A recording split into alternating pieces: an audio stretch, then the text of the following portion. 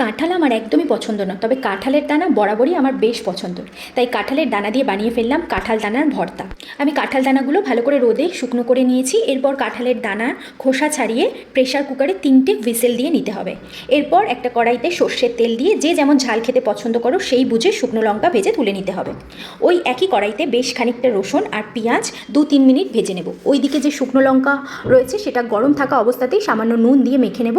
পেঁয়াজ আর রসুন বেশ ভালোভাবে লাল লাল করে ভেজে নিয়েছি। কাঁঠালের দানাগুলো জল ঝরিয়ে নেব। এবার সেটাকে ঠান্ডা করে মিক্সিতে দিয়ে দেবো কাঁঠালের দানা, পেঁয়াজ রসুন ভাজা, লঙ্কা ভাজা আর স্বাদ মতো নুন দিয়ে ভালো করে পেস্ট করে নেব।